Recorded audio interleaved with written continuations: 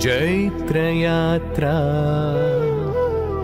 ఇది నా విశ్వయాత్ర. జైత్రయాత్ర ఇది నా విశ్వయాత్ర.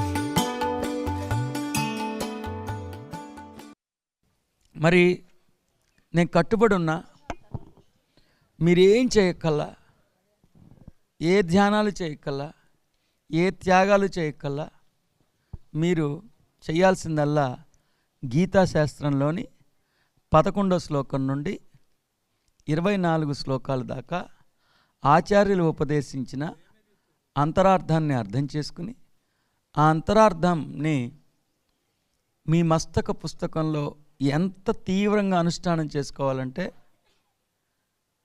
మీరు ఆ అంతరార్థమే మీ ఆలోచన సంవిధానంగా పరిణమించాలి. ఏమవ్వాలి? అంతరార్థమే మీ ఆలోచన సంవిధానంగా పరిణమించాలి. అది నిన్న తొలి శ్లోకం తెలుసుకున్నాం. తొలి శ్లోకంలో తొలి సుశబ్ద ప్రయోగం ఎత్తుగడ అశోచ్యాన్. ఏది ఎలా ఉన్నా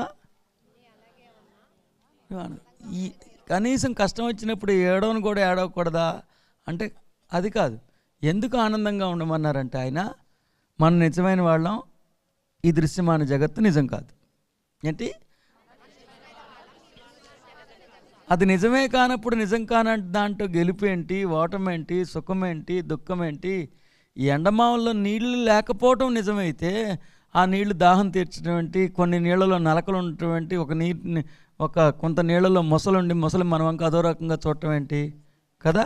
ఎండమావుల్లో నీళ్లే లేనప్పుడు నీళ్ళల్లో చేపలేంటి, కొన్ని నీళ్లు బాగోవటం ఏంటి? అదంతా ఎంత పిచ్చితనమో. ఈ నిజ జీవితమే నిజం కాదు. ఇక్కడ చచ్చిపోయినోడు చచ్చిపోవట్లా, ఇక్కడ పుట్టినోడు పుట్టట్లా.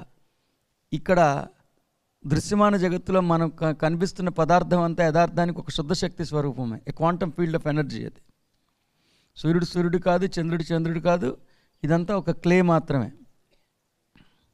ఇక్కడ ఏది నిజం కాదు. కాబట్టి ఈ మొత్తంలో నిజమైన వాడు ఎవరంటే నీ హృదయాంతరంగంలో కొలువైన నేనుగా పిలువబడుతున్న ఆత్మ చైతన్యం మాత్రమే నిజమైంది అని గుర్తెరగండి. ఓకేనా? అలాగే నేను ఇంకోటి చెప్పిన దాంట్లో ఆ పంక్తిలో ఒక జ్ఞాని యొక్క నిఘంటువులో, ఒక ప్రాజ్ఞుడి యొక్క నిఘంటువులో, ఒక జ్ఞాని యొక్క నిఘంటువులో మృత్యువు అన్న అంశం లేశ మాత్రం కూడా ఉండదు. ఒక జ్ఞాని ఎవరైనా మరణించారని దుఃఖించడు అని చెప్పారు. అలాని ఎవరైనా మరణిస్తే దుఃఖం రాకపోతే అంతకన్నా రాయి ఆ బతికినా ఒకటే, బతకపోయినా ఒకటే. తర్వాత మీకు దుఃఖం వచ్చినప్పుడల్లా ఏంటి నేను జ్ఞానిని కాదా, వాళ్ళు మరణిస్తే నేను ఏడుస్తున్నాను అనుకోకూడదు. ఖచ్చితంగా నేను ఎన్నోసార్లు చెప్పా, ఇంచుమించు 15-16 ఏళ్ళ క్రితం చనిపోయాను మా అమ్మగారు. చనిపోతే ఇప్పటికి ప్రతిరోజు నా కళ్ళలోకి వస్తూనే ఉంటారు, నాకు గుర్తొస్తూనే ఉంటారు. మరి నేను జ్ఞానిని కాదా అంటే అదేం కాదు, అలా గుర్తు తెచ్చుకుంటుంది నువ్వు కాదు. నీలో ఉన్న ప్రాజ్ఞుడికి అసలు ఆ మాత్రం ఫీలింగ్స్ లేకపోతే ఇంక దేనికి, ఇంకా ఎందుకు మెచ్యూరిటీ ఏంటి? So it is not that నీకేదో బాధ రాకూడదనేది చెప్పట్లా, బాధపడుతున్నది నేను కాదని గ్రహించగలగటమే అత్యంత ప్రధానమైన అంశం. నిన్న 2 తెలుసుకున్నాం. ఇవాళ మరింతగా తెలుసుకునే ముందు శ్రీరామచంద్రుడు మనకి చాలా మెసేజెస్ ఇచ్చారు కదా. ఇందాక పాప చదివిన మెసేజ్ నిన్న ఎక్స్ప్లెయిన్ చేసిందే, కానీ దాంట్లో ముఖ్యంగా గుర్తుపెట్టుకోవాల్సింది, మీరు చాలా సీరియస్గా తీసుకోవాల్సిన అంశం అది. భూమి పుట్టినప్పటి నుంచి మీరు పుట్టడం మొదలుపెట్టారని, పుట్టిన ప్రతిసారి చనిపోయారని, చనిపోయిన ప్రతిసారి పుడుతూనే ఉన్నారని, ఓర్పుకి ప్రతీకాత్మకంగా నిలిచిన భూతలానికే మీరు ప్రతిసారి చచ్చిపోయారు అనుకునే లోపల మళ్ళీ వచ్చేస్తుంటే భూతలానికి విసుగు పుడుతుంది అని చెప్పి, ఇది ఉన్న స్థితి అని చెప్పి, ఉండాల్సిన స్థితి కూడా వెంటనే చెప్పారు. ఉన్న స్థితి భూతలానికి విసుగు పుట్టేంత దారుణంగా వ్యవహరించడం, ఉండాల్సిన స్థితి అసలు ఆ భూతలానికి భూతలము అన్న ఒక శంకరాభరణాన్ని ఇచ్చింది మీరే, ఆ భూతలంకి సారాంశాన్ని ప్రసాదించింది మీరే. మిమ్మల్ని మీరు భూతలం నుంచి ఉపసంహరించుకుంటే ఇక భూమిగా కొనసాగగలిగే స్తోమత లేదు. కాబట్టి భూతలానికి భూతలం అనే శంకరాభరణాన్ని సారాంశాన్ని ఇచ్చిన వాడిని నేను అన్న సందంగా మీరు జీవించాల్సిందే తప్ప మీరు భారంగా ఇట్లా భూతలానికి విసుగు పుట్టేటట్లుగా జీవించద్దు అని నిన్న ఆయన చెప్పారు. We can feel your we can see your glow. Earth has been glowing. Earth is feeling your radiance. You're arriving. It's my word. I'm Ram. I'm Ramtha. I'm declaring. I'm announcing it officially that you all are arriving, and Earth has been feeling every one of your glow. Yes, Vivek, it's been you. It's been your blood and tears, man. It's been your blood and tears. And the result is yours. It's the result of your blood and tears, man. Come on, Vivek. Come on, my son. We can see your glow. Earth has been glowing. So శ్రీరాముడు చెప్తున్నారు, మీలో వికసించిన పరిమళాలు, మీలో వికసించిన ఆ జ్ఞానపు జ్యోతులు, ఆ ప్రకాశం స్ఫుటంగా దర్శనమిస్తున్నది. భూతలం సైతం మీ ప్రజ్ఞ నుంచి పుట్టుకొస్తున్న వెలుగుల వలన భూతలం సైతం దివ్యంగా వెలుగుతున్నది. ఓకేనా? మీలో వచ్చిన పరిణితి, మీ పరిణితి వలన భూతలంలో వచ్చిన ప్రకాశం మేము స్ఫుటంగా దర్శించగలుగుతున్నామయా అంటున్నారు. Okay, yes. Earth is feeling your radiance. Earth is feeling your radiance. So మీ ప్రకంపన వేగాలు ఉన్న ప్రకంపన వేగం కన్నా ఉన్నతమైన ప్రకంపన వేగాన్ని పెరిగి ఆ ప్రకంపన వేగం యొక్క పరిణామక్రమం రేడియన్స్, ఆ ప్రకాశము ప్రకంపన వేగం, ఈ రెండు ఎర్త్ ఇస్ ఆ భూతలం పసిగట్టగలిగింది, ఫిగర్ అవుట్ చేయగలిగింది భూతలం. అలాంటి వాళ్ళ నడుమ కొంతమంది మాత్రం అంతర్ముఖులై స్వయాన్ని ఆవిష్కరించుకుని తమ దివ్యత్వం కోసం, ఆ దివ్య జ్ఞానం కోసం, ఆ తన హృదయాంతరంగంలో కొలువై ఉన్న మౌన ముని యొక్క అభివ్యక్తీకరణ కోసం ఈ క్షణంలో నేను ఎలా వ్యవహరిస్తే నా హృదయాంతరంగంలో ఉన్న ఆత్మగా పిలువబడుతున్న మహాశివుడిగా పిలువబడుతున్న ఆత్మ పరమానంద భరితమైపోతాడో, పరిమితం నుంచి పరమాత్మగా పరిణమించాలి కదా. ఎన్ని జన్మలు నేను వచ్చాను కదా, ప్రతి జన్మలో గెలిచాను, ఓడిపోయాను. ఈ ఏంటి గెలుపు కాదు, ఓటమి కాదు. ఈ జన్మలో నా ఆత్మ యొక్క ఆర్తి పూర్తిగా తీరాలని మీ మస్తకంలో దివ్య జ్ఞానం పాళ్ళు పెరుగుతున్న కొద్దీ ఆ పరిణితి అలాంటి వాళ్ళు భూతలం మీద సంచరిస్తుంటే మీరు ఒక చెంపన కొన్ని లక్షల మంది వేల కోట్లు సంపాదిస్తా అలా కొంతమంది, కానీ వాళ్ళ నడుమ ద్వేషం లేకుండా అంతర్యామిని ఆవిష్కరించుకుని అంతర్యామిని అభివ్యక్తీకరించాలన్న తీయందనాల తలంపు, అంటే సాక్షాత్తు అంటే బ్రహ్మభూత. కొంతమంది ఎలా ఉన్నారు? బ్రహ్మభూత. ఆ బ్రహ్మభూతాలు ఒక 7-8 మందో 10 మందో 15 మంది ఉన్నా వాళ్ళని భూతలం గుర్తించింది. ఆహా, బ్రహ్మభూతాన్ని నేను ఆరామంగా నిలవటమే కదా భూతలం. ఇన్నాళ్ళు అసురుడికి ఆరామంగా నిలిచాను, ఇన్నాళ్ళు వ్యక్తిత్వాలకు ఆరామంగా నిలిచాను, ఇన్నాళ్ళు అసురుడికి ఆరామంగా నిలిచాను. మొట్టమొదటిసారి దైవానికి ఆరామంగా నిలవగలిగే ఆశ్రమంగా, ఆలయంగా నేను మారాను అని భూతలం సైతం పరవశించిపోతూ ఉందంట. ఇన్నాళ్ళు పరితపించిన భూతలం పరవశించిపోతూ ఉందంట. సార్ అంతా పొగుడుతున్నారు, తిడుతున్నారు, ఒక చెంపన ఆయనే తిడుతున్నారు, ఒక చెంపన ఆయనే పొగుడుతున్నారంటే అవును, మీలో వచ్చిన ప్రతి పరిణితిని ఆయన శ్లాఘనీయమైన ప్రశంసా పత్రం ఇవ్వకుండా ఎప్పుడు లేరు. You are arriving, it's my word. సరే, ఐ ఆమ్ అరైవింగ్ అని మీరు అనండి, మళ్ళీ అనండి. ఐ ఆమ్ అరైవింగ్ అని మళ్ళీ అనండి మీరు. సో దాని అర్థం ఏంటి? సో మిమ్మల్ని ఒక ఆధ్యాత్మిక జ్ఞానంలో ఉత్తీర్ణతను పొందిన యోగీశ్వరులు మీ తప్పుడడుగులు కాకుండా ఎంతో శ్రద్ధగా మిమ్మల్ని గమనిస్తూ, మీ పుట్టినింటికి మీ రాకని ఎన్నో సంవత్సరాల నుంచి, ఎన్నో వేల జన్మల నుంచి ఎదురు చూస్తున్న మహనీయులు గమనిస్తున్నారు. మీలోకి ప్రవేశించిన ఆ సుజ్ఞానం మీకు అందించిన సంస్కరణ,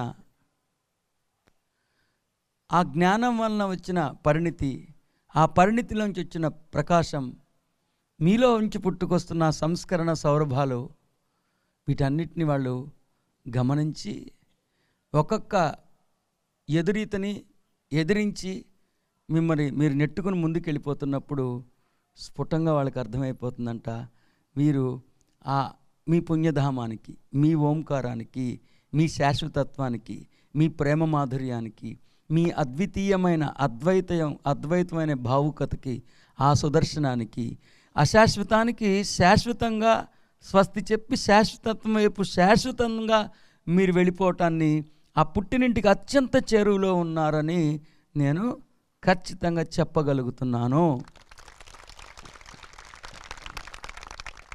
You are arriving. It's my word. I am Ram. I am Ramtha. So ఆయన మళ్ళీ చెప్తున్నారు, ఐఎమ్ రామ్థ. మీరు అనుకుంటున్న రాముణ్ణి, మీరు అనుకుంటున్న రామ్థని నేను. I am declaring. I am announcing it officially that you all are arriving and earth has been feeling every one of your glow. అబ్బా, ఐఎమ్ అనౌన్సింగ్ ఇట్ అఫీషియల్లీ అంటే నేను ఒక మాట వరుస కంటాం, లేకపోతే నా అభిలాష జరగాలని వాంఛించటం కాదు. నేను ఇప్పటికే సత్యాన్ని తెలుసుకుని స్వయాన్ని ఆవిష్కరించుకుని సర్వులు అమరులుగా, సర్వులు శాశ్వతమైన వారుగా తీర్చిదిద్దాలన్న ఓ తలంపు కలిగిన ఒక మహనీయుడిని. ఎందుకంటే ఐఎమ్ రామ్థా అని తర్వాత ఆ మాట అన్నారు అథెంటిసిటీ కోసం. సో నేనేదో జ్ఞానం పొందడానికి ప్రయత్నిస్తున్న వాడిని కాదు, నేను మీరు అనుకుంటున్న మీ రాముడిని, ఇన్ని జన్మలుగా మీరు పూజిస్తున్న మీ శ్రీరామచంద్రుడిని, మీరు ఇప్పుడు అనుకుంటున్న రామ్థాని.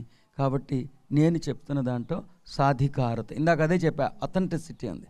సో అథెంటిసిటీ ఉంది, ఆ సాధికారతతోనే చెప్తున్నాను. మీరు ఎంత హాయి బాబు నాయన, నాకు తొందరగా ఓంకార దగ్గరికి వెళ్ళి మనందరం ఒక్కసారి ఒళ్ళు విరుచుకొని,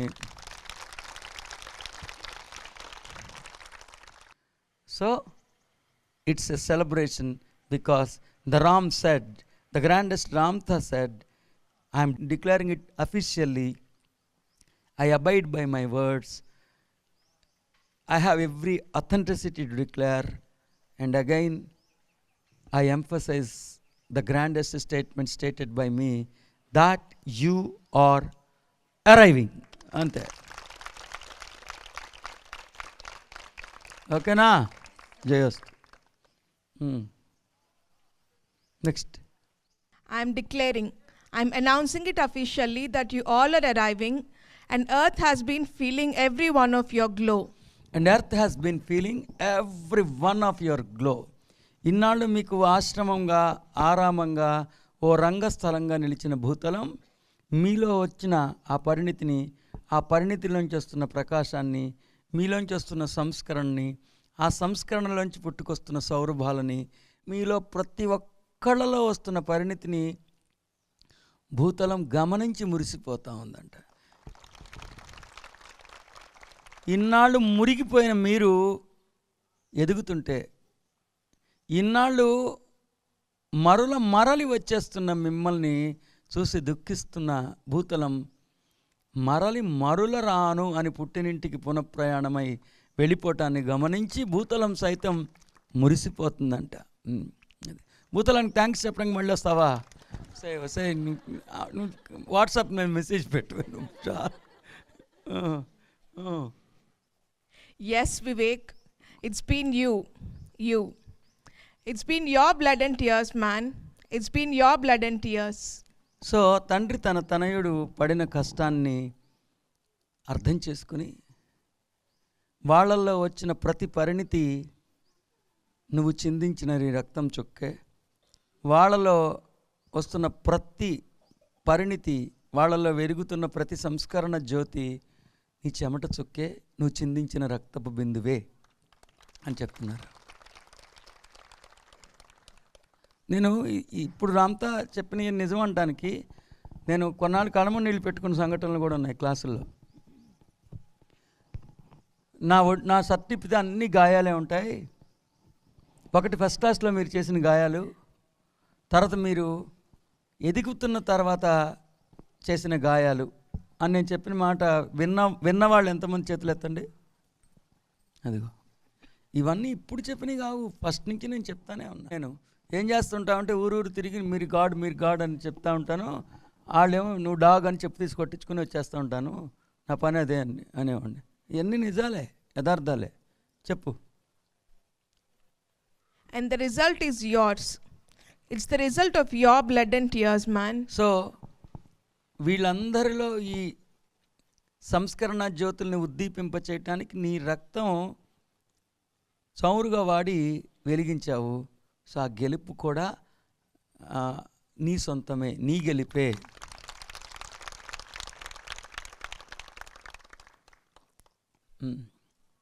Come on, Vivek. Come on, my son. So cheer up అని తండ్రి తనయుడుని అర్థం చేసుకుని ఒక శ్లాఘనీయమైన ప్రశంసా పత్రాన్ని అందించి చీరప్ అని చెప్పిన ఇక్కడ జరిగిన మెసేజ్ అది. ఇంత ఇక్కడ జరిగింది. Beautiful. Yes. Do you think I need a mic? Son, that seat is yours, man. నేను ఆయన్ని కూర్చోమంటే ఆయన ఎంత మోడెస్ట్. నేను కూర్చోనన్నారు first. Even I am not worthy to have a seat here. Because you are the one who have enriched. See your students. See your children. These are your children, right? Do you have children? These are your children. You have given birth to them. These are your children. You are their father, and you are only worthy to have a seat in front of them. ఇది అంటే మరి ఆయన చెప్పిన దానికి only ట్రాన్స్లేటర్గానే నేను ఉన్నానని గుర్తుపెట్టుకోండి. Yes, ఎందుకంటే ఆయన చెప్పింది చెప్పాల్సిన బాధ్యత నాకు ఉంది కాబట్టి. చదువు ఇప్పుడు. Do you think I need a mic? So మామూలుగా అన్నారనమాట, నాకు ఇన్స్ట్రుమెంట్ అవసరమా అని అన్నారు. Son, that seat is yours, man. So ఆ వ్యాసాశ్రమంలో వ్యాసాసనం మీద కూర్చోగలిగే సాధికారత నీకు మాత్రమే వర్తిస్తుంది అని చెప్పారు. వ్యాసాసనంలో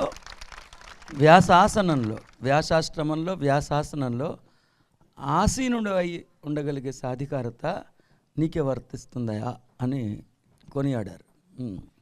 Even I am not worthy to have a seat here. అయ్యో, దాన్ని నేను ఎలా ట్రాన్స్లేట్ చేయాలి?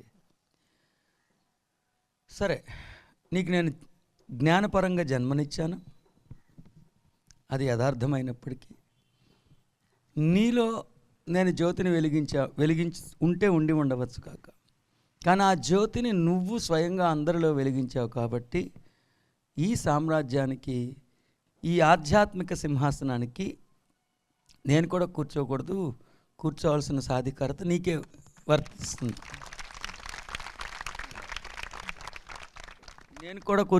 నాకు కూడా నేను కూర్చునే అర్హత లేదు, నీకే అర్హత ఉంది అని చెప్పారు. Yes. Because you are the one who have enriched. ఇంతమందిలో ఆ పరిణతిని తీసుకొచ్చింది, ఇంతమందిలో ఆ సంస్కరణ జ్యోతిని ఉద్దీపింపచేసింది, ప్రదీపింపచేసింది స్వయంగా నీవే అని చెప్తున్నారు. Okay. See your students. See your children. So ఆయన ఆయన ఆనందం చూసావా, ఎంతమందిలో నువ్వు సంస్కరణ జ్యోతిని ఇలా అంటే మరి ఇప్పుడు 10th క్లాస్లో 1,00,000 మంది ఉంటారు, IAS దాకా వచ్చేటప్పటికి సంఖ్య తగ్గిపోదు, ఒక 50 మంది అయ్యారంటే ఎక్కువేగా. సో నిజంగా ఇన్ని వందల వేల మందిలో నీవు సంస్కరణ జ్యోతి వెలిగించావు కదా. ఈ జన్మలో నువ్వు సాధించిన ఆస్తిని ఒకసారి చూడవయా అని చూపించాడు అనమాట. ఆస్తిని ఈ జన్మలో నువ్వు సంపాదించిన సంపదని, నీ తనయుల్ని, నీ జ్ఞాన వారసుల్ని, నువ్వు వెలిగించిన జ్యోతుల యొక్క ప్రకాశం చూడవయా అని. ఒక్కళ్ళలో జ్యోతి వెలిగించడం చాలా కష్టం. ఒక్కళ్ళలో వెలిగించడం చాలా కష్టం. సో నీ సంపద ఇదయా, నీ ఐశ్వర్యం ఇదయా, నువ్వు వెలిగించిన సంస్కరణ జ్యోతులు ఇవయా, నీ ఐశ్వర్యం అని ఒక్కసారి తృప్తిగా చూడు నాయన ఎంతమంది అని ఆయన చూపించారు. Yes, see your children. These are your children, right? Do you have వీళ్ళందరిలో సంస్కరణ జ్యోతిని నువ్వు ఉద్దీపింపచేసావు కదా, జ్ఞాన ప్రదాతవి కాబట్టి, వీళ్ళల్లో ఉన్న స్వయాన్ని ఆవిష్కరింప చేయటానికి కారణభూతమై ఉన్నావు కాబట్టి, హేతువు నువ్వే కాబట్టి వీళ్ళందరూ నీ తనయులే, నీ తనయులే. Do you have children? నేను అడిగాను, ఉన్నారా నీకు పిల్లలు అన్నారు. ఎంతమంది అయ్యా? These are your children. These are your children అన్నారు. You have given birth to them. వాళ్ళకి ఆధ్యాత్మిక పరమైన జన్మని నువ్వే ఇచ్చావు. వాళ్ళకి ఆధ్యాత్మిక పరమైన జన్మ ప్రసార ప్రదాతవి స్వయంగా నువ్వే అని చెప్పారు.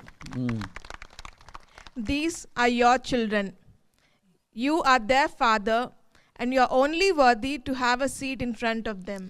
సో వీరే నీ తనయులు, ఈ తనయులకి తండ్రి నువ్వే కాబట్టి ఈ వ్యాసాసనంలో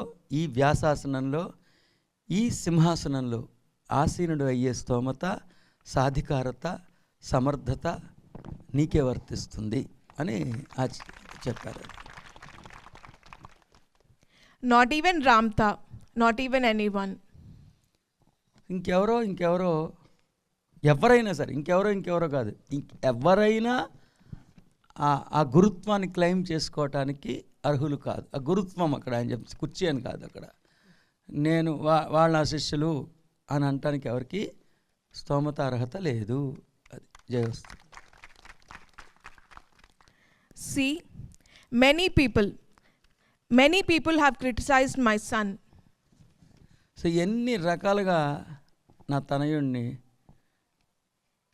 నా జ్ఞానపు వారసుణ్ణి ఎన్ని రకాలుగా విమర్శించారో, ఎన్నో రకాలుగా విమర్శలకు గురయ్యాడు అతను, ఎన్నో రకాలుగా విమర్శించబడ్డాడు. You have no idea. మీకు తెలీదు అతనికి ఎన్ని గాయాలైనాయో, ఎన్ని రకాలుగా దూషింపబడ్డాడో, ద్వేషింపబడ్డాడో, ఎన్ని రకాల విమర్శలకు గురయ్యాడో మీకు తెలియదు. Even physical. అది ఓన్లీ మానసికంగా కాదు, భౌతికమైన ఇబ్బంది కూడా పెట్టారు. అంటే కొట్టారా అంటే అక్కల్లా, అంటే ఆ మానసికమైన బాధ క్రమక్రమంగా వెళ్ళి తనువుని తాకినప్పుడు అది భౌతికమైన గాయమే అవుతుంది. అది ఈవెన్ ఫిజికల్ అంటే అర్థం. మానసికమైన వ్యధ క్రమక్రమంగా దేహం కూడా ఆ వ్యధని భరించినప్పుడు అది ఫిజికల్ అండి. ఒక్క మాట అంటారంతే, 200 జన్మలు ఏడవలసి వస్తుంది. అది ఈవెన్ ఫిజికల్ అంటే అర్థం ఏంటి? తన మీద భౌతికమైన దాడి చేశారని కాదు, ఆ మానసికమైన ఒత్తిడి ఎంతగా చేశారంటే, ఎంత పదునైన పసలేని విమర్శలు చేశారంటే, ఆ విమర్శ మానసిక క్షేత్రం భౌతిక క్షేత్రం కూడా చేరుకునేటప్పటికి దాన్ని ఆయన ఈవెన్ ఫిజికల్ అని అన్నారు. Even there is a lot of cruelty happening behind him. Even అన్నప్పుడు అక్కడ ఇప్పుడు కూడా, అక్కడ ఈవెన్ అంటే ఇప్పుడు అని కాదు, అక్కడ అర్థం ఏంటంటే ఈవెన్ అనే సందర్భోచితంగా తీసుకుంటే ఇప్పుడు కూడా అతడి వెనక దారుణమైన కుట్ర జరుగుతూనే ఉంది. చదువు ఇంకోసారి. Even there is a lot of cruelty happening behind him. ఎంతో దుర్మార్గం ఇప్పటికీ ఇతను. మరి ఆయన క్రూయల్టీ అంటే మీరు కాన్స్పిరసీ అని ఎందుకున్నారంటే, వెనక జరుగుతుంది అన్నప్పుడు కాన్స్పిరసీ, ఎదురుగుండా జరిగితే దుర్మార్గం, కానీ వెనక దుర్మార్గం జరుగుతుంది అంటే ఏంటిది కాన్స్పిరసీ. ఇప్పటి కూడా ఇన్ని జరిగిన తర్వాత కూడా ఇతని వెనక కుట్ర ఇప్పుడు కూడా జరుగుతూనే ఉన్నది అని అన్నారు. Even there are some people here.